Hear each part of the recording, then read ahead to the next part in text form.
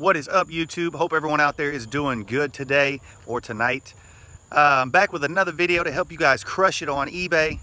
What I'm going to be talking about today are the top 5 mistakes that I made when I first started out in this business. So stick around, you definitely don't want to miss this. Baby, I said adrift, baby, floating down in H-Town on highways a twist, baby. I hit the toll road. Okay, thanks for tuning in. For those of you who have never been to my channel before, this channel is devoted to helping you guys crush it on eBay. What I teach you here are how you can avoid some of the common pitfalls and errors that I encountered on my way up in this game, and as well as the best practices that I learned, things that are basically going to put money in your pocket. Hey, if you haven't already, don't forget to subscribe to this channel if you want to learn how to work from home, be your own boss, create the life that you love. The top 5 mistakes that I made when I first started out in this business. Number 1, the first thing that I didn't do when I was in this business, probably for the first maybe couple of years, was I didn't accept returns. And you know, that was I mean, that's just, that to me now looking back, you know, that's just bad business. But you know, that was over 10 years ago, and you know, I've definitely learned a lot since then. And returns is a major part of my particular business, especially. I actually specialize in clothing.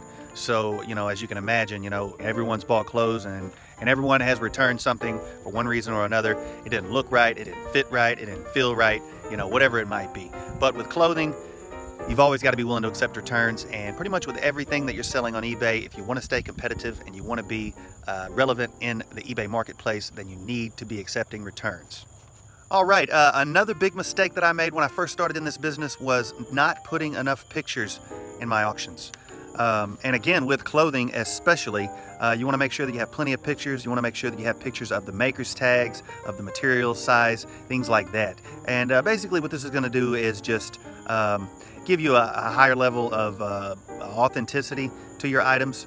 In other words, when you're listing items that you know, are counterfeited quite often. Even iPhones are, you know, can be counterfeited, but clothing especially is very susceptible to the counterfeit industry. So you know, when you're selling clothing, it's especially important to include you know, pictures of all the tags on the clothing.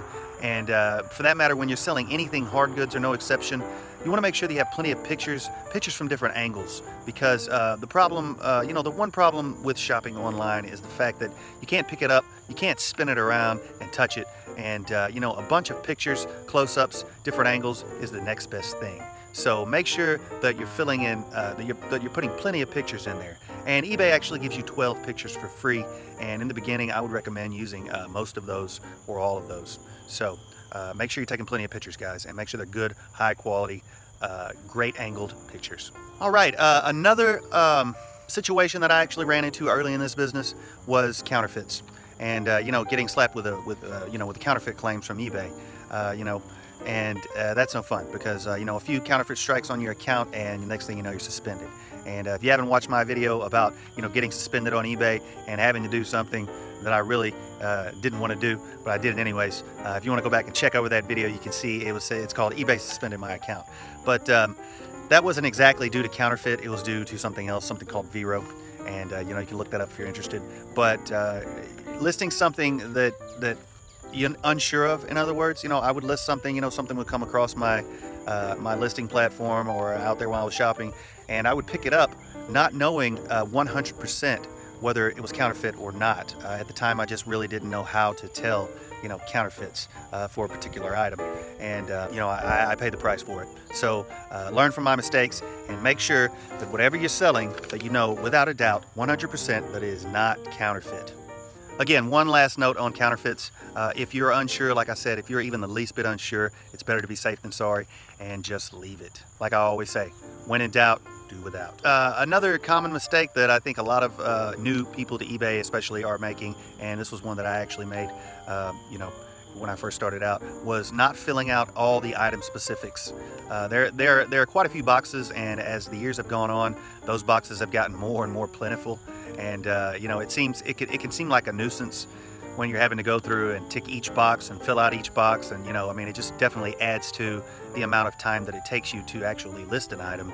But on the upside, this does allow your item to be more easily found. It allows it to be more conveniently searched for by the people who are looking for it. So make sure that you're filling in as many boxes as you can, because for each one of those boxes that you fill in, you're actually upping your chance of selling that item. So fill out every single item specific box that you can find, because this can do nothing but help you. All right, and the last but definitely not the least of the problems that I ran into and the mistakes that I made when I started in this business was listing an item as an auction rather than a buy it now. And now if you list something, or vice versa, you know, you can run into a problem in either one of those formats. If you're listing something as a buy it now when it should be an auction, or if you're listing something as an auction rather than a buy it now. This is definitely going to cause problems for you. You're going to end up losing money is the bottom line. So, and I actually did a video over that. So if you want to know as far as how to price your items and whether or not you should list it as an auction or a buy it now, be sure and check out that video. It's in my series and it's called Buy It Now versus Auction. Okay guys, that's it for the top 5 mistakes that I made in this business when first starting out. Hopefully this has helped you guys out. If so, make sure you give this video a thumbs up. And if you have any questions or comments, make sure you drop that in the comments section below. And if you haven't already, be sure and subscribe to this channel if you want to learn how to crush it on eBay. I've been 15 years in this game and I do nothing but sell on eBay. This is a full-time living for me, and you know, this is my bread and butter. I put out content daily, and there'll be more to come in the future. So again guys, if you like it, make sure you hit the like button and don't forget to subscribe. Until my next video, be good guys.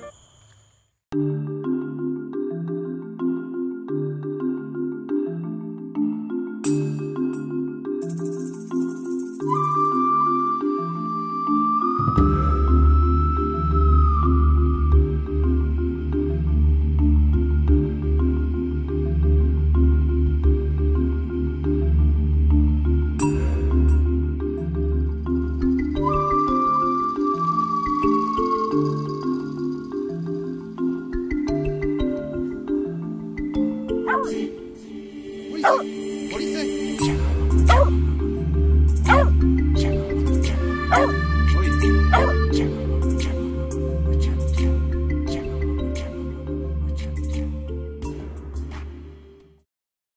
Looking for that gold, popping tags, now it's time to take it home, let's get it sold. I'm in the thrift game, no I ain't about that fame. The record shops for 20 years in the game, man.